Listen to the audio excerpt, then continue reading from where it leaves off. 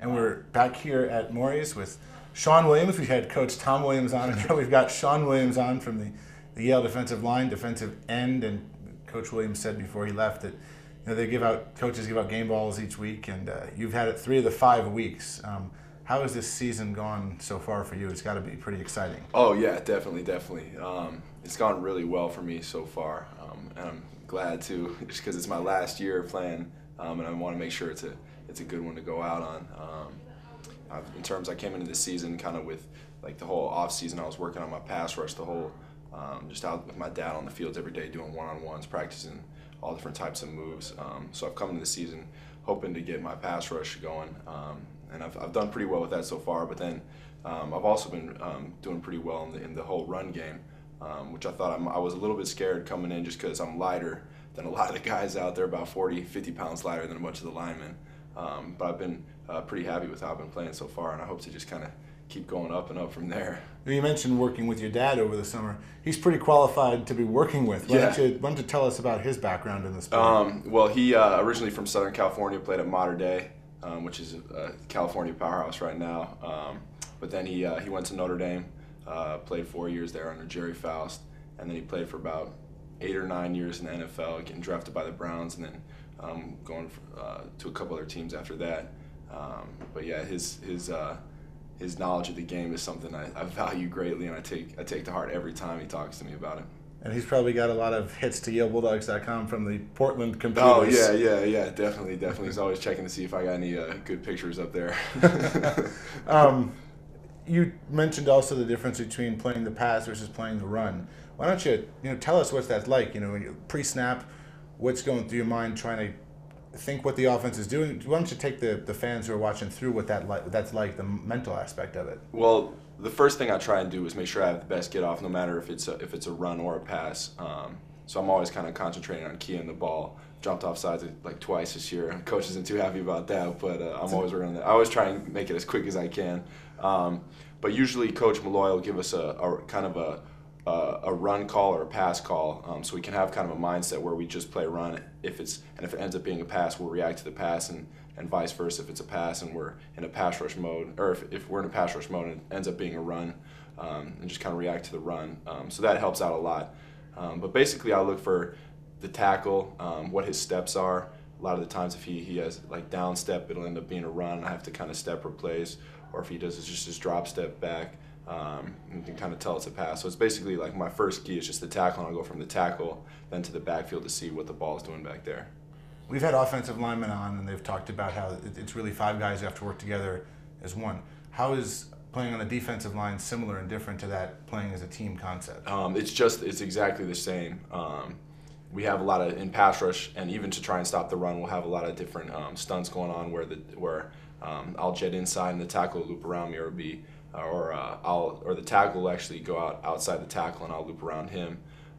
So we do a lot of those different types of stunts. But then even as a team too, we all have fits, and each fit will kind of plug our holes, and it kind of ends up leading up to finally the safety or the Mike Vaccaro end up making the tackle. So it's exactly the same. Too bad it's so boring playing for Coach Brooks. Huh? Yeah, right, definitely. Talk about your path to Yale. It's a little unique. Yeah.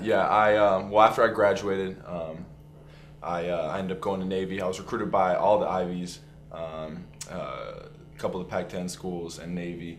And Navy was kind of somewhere where I thought I'd always wanted to go growing up, because watching Notre Dame and Navy play, because we lived in South Bend, and so the Navy was always somewhere I always wanted to go. So I went there after I graduated. Went through all of plebe summer, then about 3 weeks of football, so I did the 2-a-days there. But then just felt that it kind of wasn't the right timing for me. And after I finished talking, when I called Coach Reno to tell him that I was going to go to Navy instead of Yale, we kind of left our relationship at. He said, well, if there's anything you ever need, give me a call. And so when I was at Navy, I decided, I needed to kind of make a change here. I still had Coach Reno's number on my phone. I called him up, and we had talked for a little bit. And later that night, he called me back saying, everything's set to go now. And he just told me a couple other little things I had to do. And it took about a week for me to leave from Navy to get here. And then once I got here, it was, I'd say, about maybe a week and a half into the season, 2 weeks into the season here. So I had to kind kind of do everything, start all over again. But luckily for me, the guys here were real cool, and it was a real easy transition for me. You didn't come with much when you made the trip, from what I hear, right? Yeah, because we weren't allowed to bring civilian clothes, so I only had to Navy. So all I had was the clothes that I brought there, which is the shirt on my back, flannel shirt, and some cargo shorts, and that's all I had when I came here. No sheets, anything. So I slept on a mattress for about a month when I first got here, and that was it.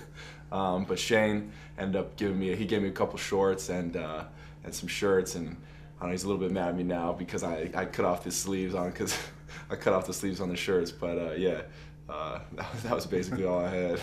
And not only are you here, but you've got a brother here too. That's got to be pretty cool. Oh yeah, definitely. I love having him here. And I actually live with him too over in Pearson College, which is a good thing. We always hang out, either have like dinner at night or talk about classes. Obviously at football, and then we'll go to church too on Sunday. So we're always hanging out. It's great to have him here, and kind of because Oregon's so far away, and to be able to have a familiar face here to see every day is something real nice. Are you guys taking a lot of the same classes, or any of the same classes? We took a couple. We took one last year, an astronomy class, which was pretty tough for both of us. But this year we're not taking any. I'm actually taking one that he took last year, and so he helps me out with some notes and stuff. But yeah. As one of the leaders on this team, 5 games through the season, 4-1 overall, 2-0 in the league. What are your thoughts as we get ready for the rest of the season? Well, we're going to take all this momentum that we built up. 4-1's a lot better sounding than 3-2 or anything else. So we're definitely taking this into the second half of this season. It's going to be a dogfight with Penn, and we're ready for that.